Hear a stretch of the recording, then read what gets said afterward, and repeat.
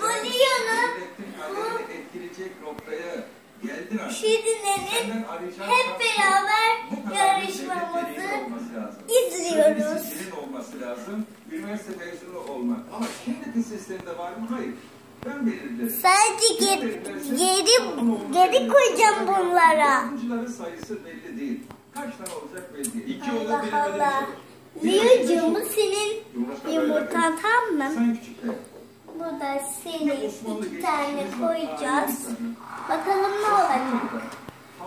Hangi yumurta daha güçlü olursa çıkartacağız. Güçlü olmazsa çıkartmayacağız. Bakalım Liyo ne yapmış? 2 tane yumurta birden. 2 tane de yumurta birden. Ama nasıl olur? Bana güvenin demekten. Yumurtalar hep böyle kalacak. Sakın dokunmuyorsunuz. Çünkü bunlar kaynıyor. O yüzden kaynamasın diye kutularımızı koyuyoruz. Şimdi tekrar çıkartalım. Bu sıcak olmuş ve şunları da çıkartalım. Devlet öyle benden sonra çıkartırlar olmaz. Devlet yol arkasına koyacak. 80 milyonun kaderi o gemiyle. Şimdi tekrar koyuyoruz. Pusulası belli olacak. Nereye gideceği belli olacak. Pusulası kaybetmiş, nereye gideceği belli olmayan bir gemiye bakalım yumurtalarımıza. Tehlikelidir. Ben parti gözüyle Liyo'nunki çok güzel çatlamış ama nasıl çatlamışsa. Şirine'ninkine bakalım. Şirine'ninki de çatlamış. Çünkü çatlarsa kutuda. Şimdi tekrar bu soğuk ama ısıtmamız lazım da. O yüzden 2 tane yumurta getirsek ne olur? 3 tane yumurta olur. Şimdi okuldayız ya. Şimdi bunları 2 birden nasıl olurmuş bir görelim. Şöyle bir ev yapacağımız yermiş.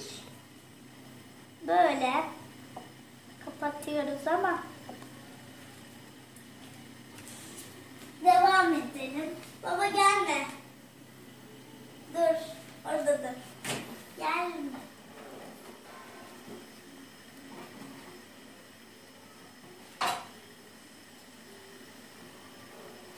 Yeter mi? Ha? Yeter mi? Yeter.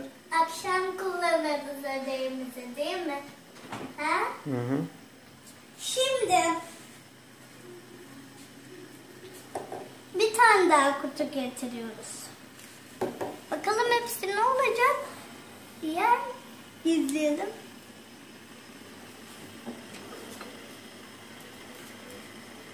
İşte diğer videomuz. Şunu çıkartalım.